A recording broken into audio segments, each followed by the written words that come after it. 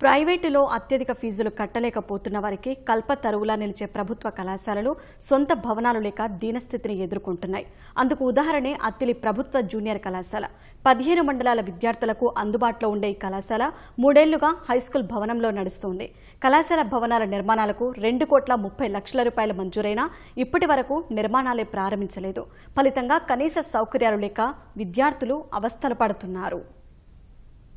పశ్చిమ గోదావరి జిల్లా అత్తిలిలో 1971లో ప్రభుత్వ జూనియర్ కళాశాలను ఏర్పాటు చేశారు.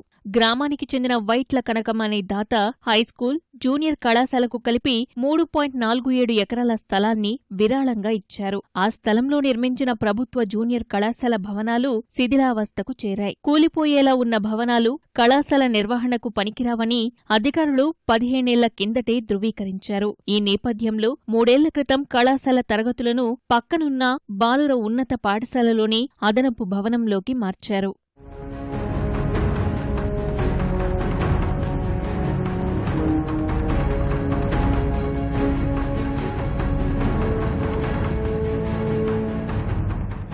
కళాశాల భవనాల నిర్మాణానికి ఎస్టీఎఫ్ పథకం కింద 1.5 కోటి మంజూరు కాగా నాటి కేంద్ర మంత్రి చిరంజీవితో శంకుస్థాపన చేయించారు. చిన్నపాటి అభ్యంతరాలతో నిర్మాణాలు నిలిచిపోయాయి. ఫలితంగా కనీస సౌకర్యాలు లేక విద్యార్థులు అవస్థలు పడుతున్నారు. మరుగుదొడ్లు కూడా లేకపోవడం వల్ల విద్యార్థినుల పరిస్థితి మరీ ఘోరంగా ఉంది.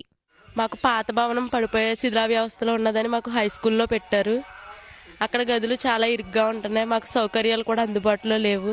మాకు ఈ భవనం పడిపోయేలా ఉంది కాబట్టి మేము హై స్కూల్లో చదువుతున్నాం. మేము 150 మంది ఆడపిల్లలం ఉన్నాం. మాకు తగిన భద్రాలు లేవు. దానివల్ల మేము చాలా ఇబ్బందులు పడుతున్నాం.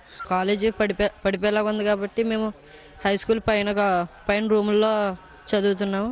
ఆ రూములు కూడా ఇరుగిరుగ్గా చిన్నగా ఉన్నాయండి.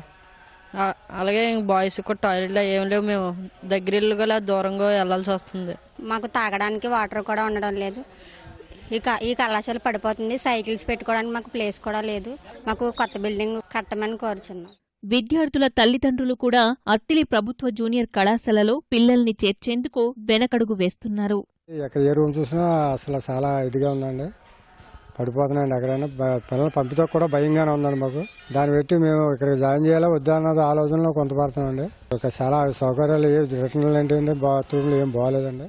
తరగతి గదులను మార్చినా గ్రంథాలయం, ల్యాబొరేటరీలు మార్చేందుకు తగిన సదుపాయాలు లేకపోవడం వల్ల విద్యార్థులకు సరైన అవగాహన కల్పించలేకపోతున్నామని అధ్యాపకులు చెబుతున్నారు. ఇక్కడ జూనియర్ కాలేజ్లో ల్యాబ్కి సంబంధించిన ఎక్విప్మెంట్ అంతా అయితే ఉంది, కానీ దాన్ని స్టోర్ చేయడానికి కావాల్సిన ఫెసిలిటీస్ అయితే లేవండి. క్లాస్ రూమ్స్ అన్ని కూడా హై స్కూల్లోకి షిఫ్ట్ చేశారు, కానీ ల్యాబ్లు పడిపోయిన రూమ్స్ లోనే కండక్ట్ చేయడం అనేది జరుగుతుంది. వర్షాకాలం అంతా వర్షాల కారణంగా ల్యాబ్స్ లో ప్రాక్టికల్స్ మేము కండక్ట్ చేయలేకపోతున్నాము. వర్షాకాలం అయిపోయిన తర్వాత వింటర్ సీజన్ లోనే ప్రాక్టికల్స్ కండక్ట్ చేస్తున్నాము. దానివల్ల పిల్లలకి చేయించే టైం తగ్గిపోతుంది.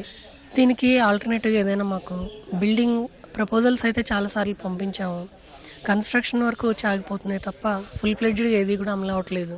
శిథిల భవనాలను తొలగించి కొత్త భవనాలు నిర్మిస్తామని అధికారులు చెబుతున్నారన్న ప్రిన్సిపల్ తొందరగా ఆ పని చేయాలని కోరుతున్నారు.